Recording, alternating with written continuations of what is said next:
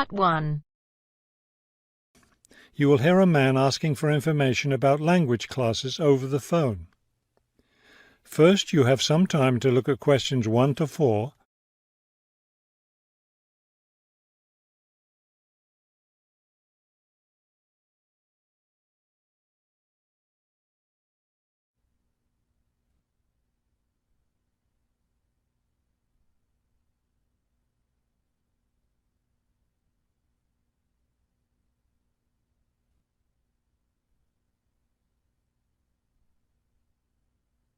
Now we shall begin.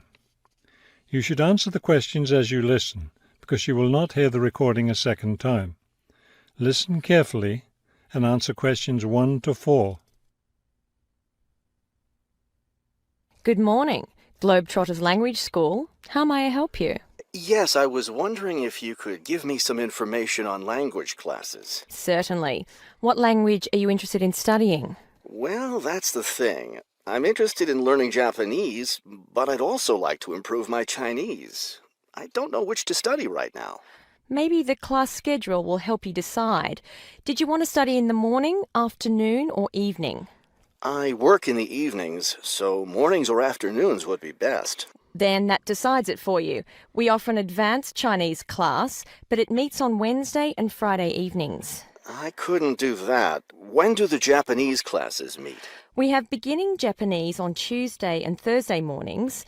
No, wait, that's intermediate Japanese. Which level do you want? Advanced?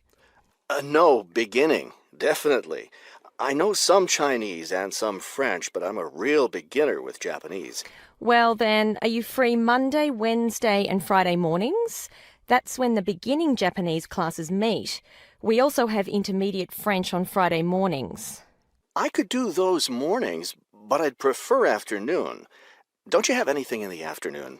We have intermediate Japanese class on Wednesday and Friday afternoons. I really need a beginner class, so I'll take the morning Japanese class. Could you give me an idea of the cost? What would be the tuition for the Japanese class? Before you hear the rest of the conversation, you have some time to look at questions 5 to 10.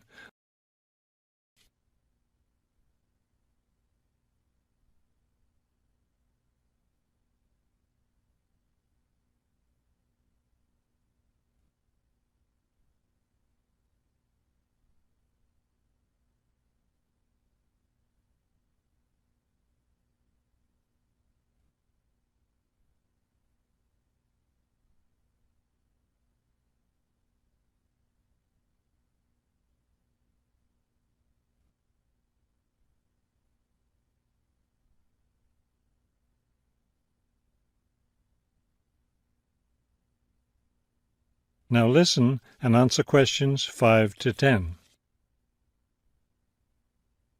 The beginning level classes meet 3 times a week, so they cost a bit more than the other levels. For a 6-week course, the cost would be $575. That's a bit steep.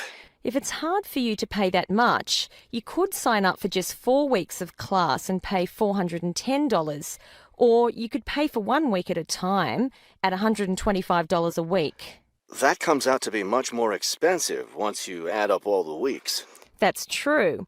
You can save money by registering for 2 levels together. For example, pay for your beginning and intermediate classes now, and you'll get 12 weeks of class for just $1,050. That's not a bad deal, but I can't come up with that much money at once. I'll just pay for the 6-week course. Fine.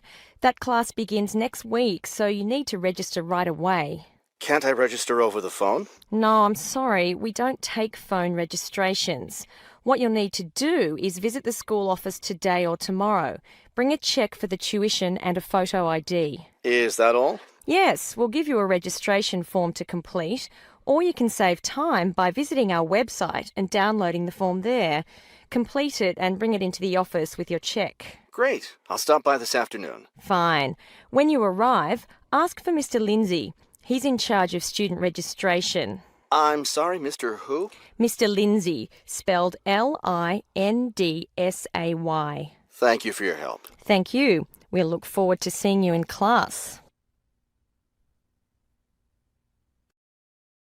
That is the end of part 1. You now have half a minute to check your answers.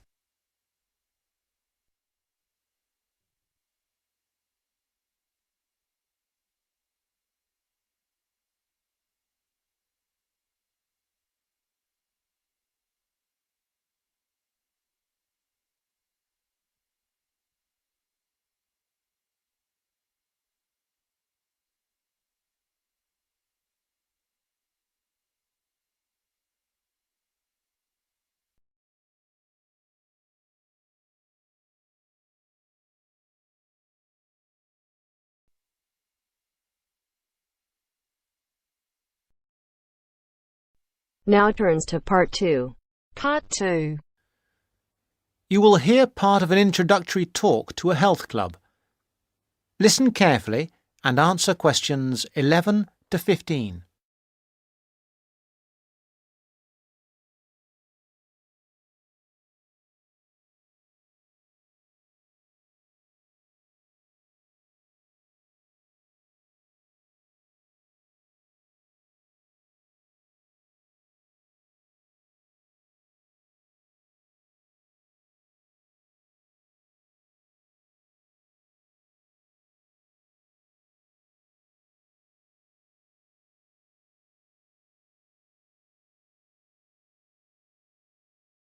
Good morning, everybody. I'd like to welcome you to Rose's Health Club, which is part of the nationwide Rose Group of Health and Fitness Centres.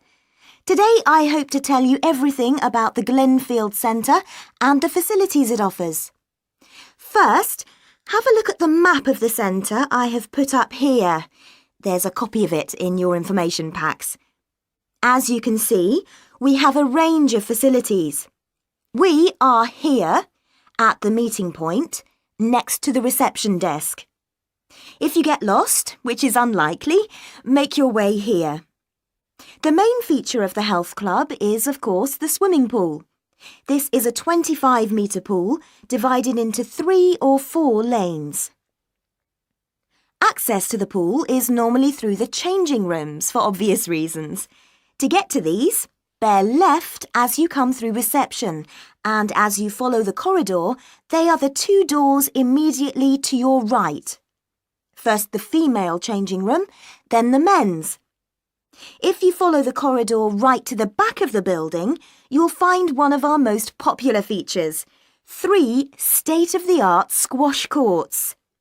We keep them in very good condition, so if you're keen on that sport, I'm sure you'll appreciate the quality. Right then, I'm sure what many of you are thinking of joining for is access to the gym facilities and activities like yoga. We've got lots of space for this, and these are all situated on the left-hand side of the main corridor, opposite the changing rooms and squash courts. At the far end, you'll find the fixed and free weights room. There are lots of fixed weights machines, and you'll also find exercise bikes and rowing machines. Next to that, directly opposite the changing rooms, there's access to our sports hall. This is where yoga classes, martial arts, circuit training and other classes take place. We even have badminton and table tennis sometimes. OK, moving on from the sports, there are 2 other things to point out. One is a small door next to reception to the left as you come in. This takes you into the staff training room. This is important because you'll know where to find us in an emergency, and it doubles as a first aid room in those circumstances. Finally, last but not least, there is another corridor to the right as you come in, and that leads you to the cafe lounge on one side and the viewing area for the swimming pool on the other. Before you hear the rest of the talk, you have some time to look at questions 16 to 20.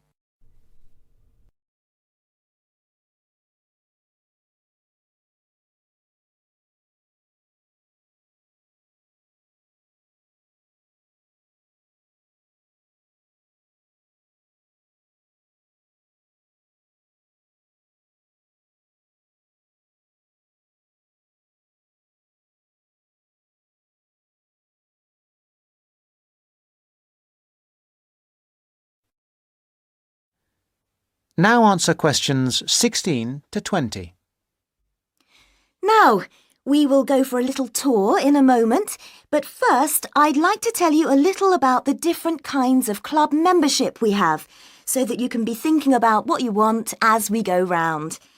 We first of all have the Anytime membership.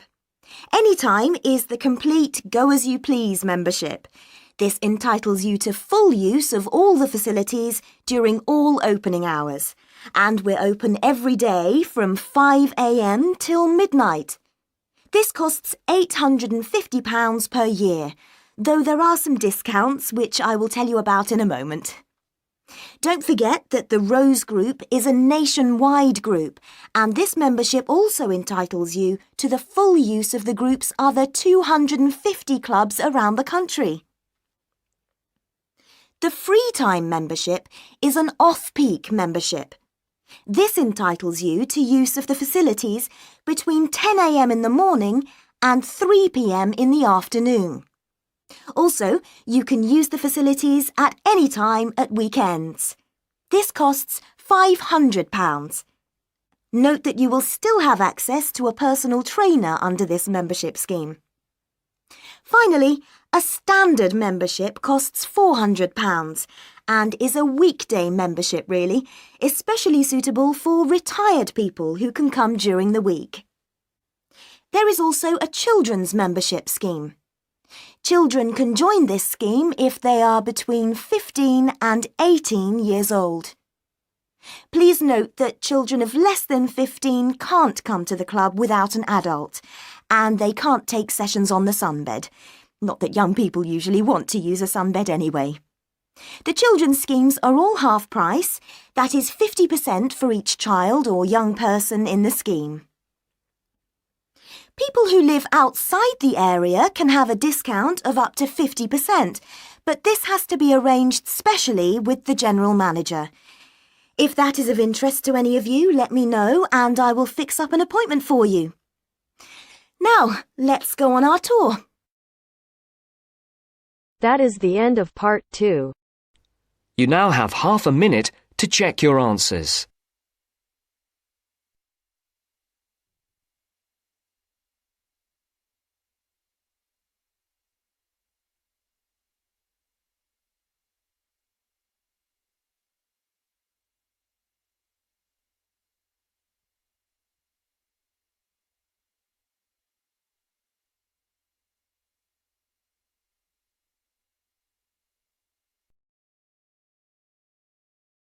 Now turns to part 3.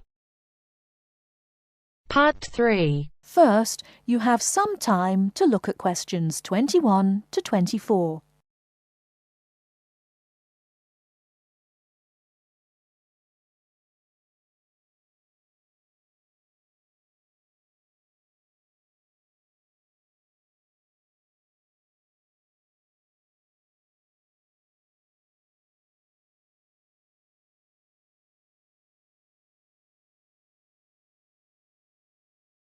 Now, listen carefully and answer questions 21 to 24. Hi there, Sang-min. What have you been up to? I've just been to a tutorial. Weren't you two supposed to attend? Yes, we were. But I had an essay to finish and Julianne offered to help. Did we miss much? Well, I thought it was quite interesting. It was all about spending habits among undergraduates.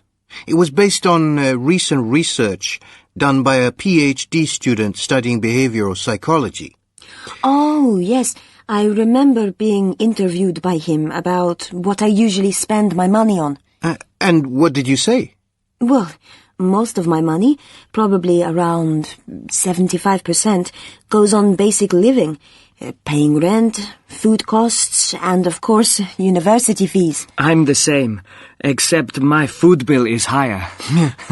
We are all in the same boat here. Virtually all my money goes on that too, but I also spend a lot of money on textbooks, between 100 and 120 pounds a month, usually more. Realistically, it's closer to 150 pounds. That explains why you get such good marks. Another aspect of the interview was students' use of credit cards, with a particular focus on how students manage these. In my case, not very well. I always end up spending more than I plan to. It's too easy to use. Surely that must be the point, that students are given credit cards too easily before they've learned how to use them. And the number of credit cards some students get, it's frightening. The average is about 3 cards? Not only cards. Students need to learn how to manage money too. And this is what the interviews meant to find out. By comparing and contrasting all the data, the root causes of student spending could be highlighted. And the effects this has on students, I'd imagine, would be more negative than positive. Perhaps, but this was the other part of what the student was trying to achieve. You also need to study the effects to find answers.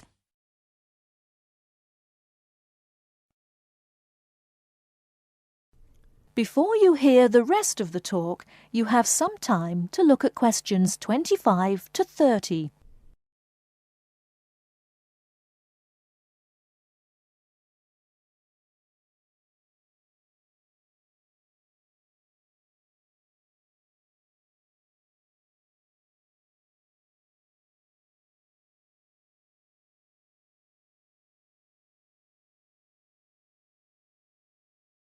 Now listen and answer questions 25 to 30.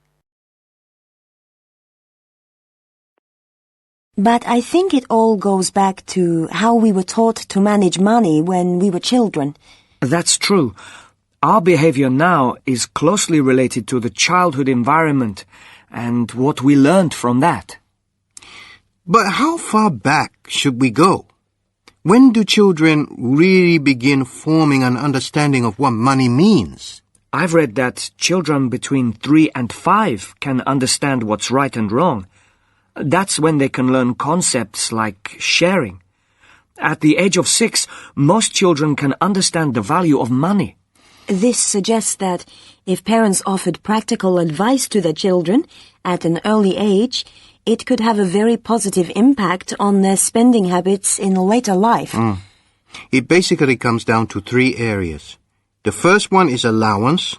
Parents should not try to focus on how much money they give their children, but rather on what they need. Needs are difficult to define, so parents need to resist the urge to give in when their children say, "I want." For me, the only way to teach children the difference between needs and wants is to give them a practical allowance. If my parents had not done that for me when I was younger, I don't think I would be able to handle the money they give me now. True. The second thing I think is important is saving. Can you explain a bit more? Well, basically, parents need to introduce their children to personal finance. If we are expected to deal with money now, then we have to learn when we're younger. I see what you mean. And it could be in quite simple ways, like by helping them to open their own savings account. There's one more area I think is vital. What's that? It's buying. We spend excessively on credit cards because we don't know how to control money. We almost need to learn how and what to buy, which is why parents should allow their children to participate in this. If they want something expensive, like a new pair of trainers, then they could be encouraged to save a bit of their allowance. And parents could also promise to help by saying that they will pay the rest if the child, at the end of their period of saving, still does not have enough.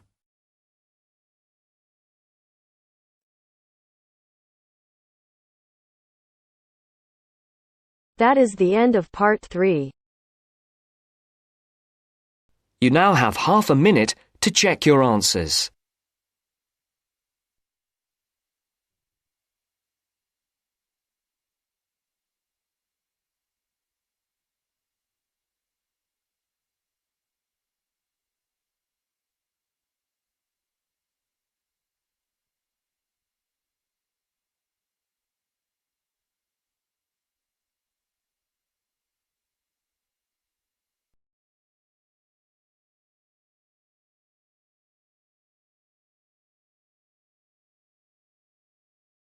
Part 4.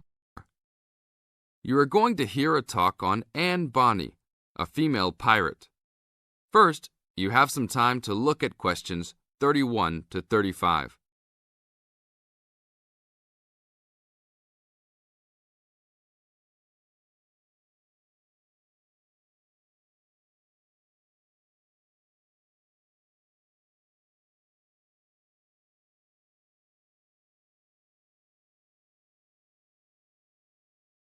Now listen to the tape and answer the questions. Anne Bonny was one of the two most famous female pirates. She sailed on the crew of Calico Jack Rackham. Anne was romantically involved with Calico Jack, but she could be counted as none the less as fearless as any other pirate. She was born in County Cork, daughter of an attorney and his maid. The lawyer left Ireland in disgrace, but found fortune in the Carolinas. There, he amassed a fortune and bought a large plantation.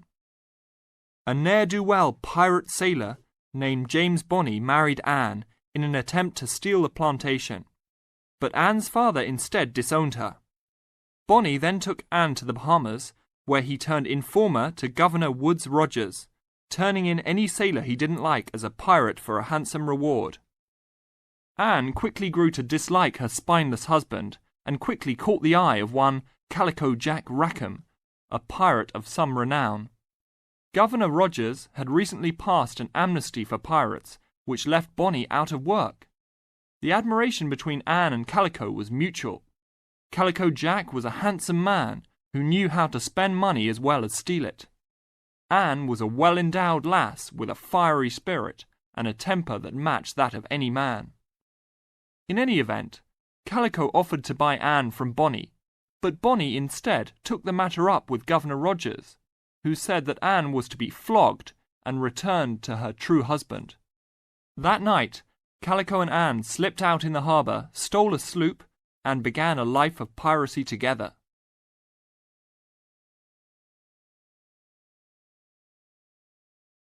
Now look at questions 36 to 40.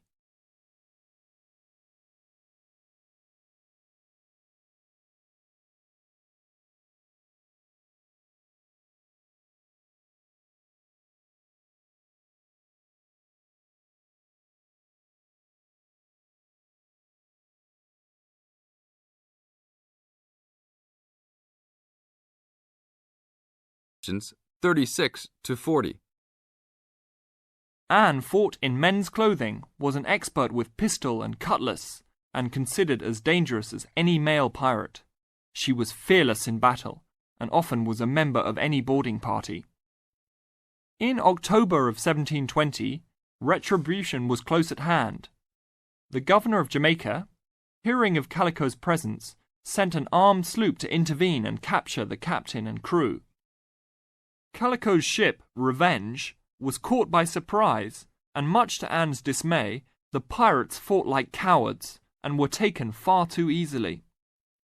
Anne and Mary Read were also captured, but, upon capture, confessed their sex and pleaded to be tried separately after they gave birth. Both women were pregnant at the time. Both received separate trials from the men, but were still sentenced to hang. Mary Read escaped the hangman by dying from fever while in jail. Anne, however, received several stays of execution before mysteriously vanishing from official records. It is believed that her father, who had contacts in the island, forgave his daughter for her acts and ransomed her back to the Carolinas, where she assumed a new name and a new life. That is the end of part 4. You now have half a minute to check your answers.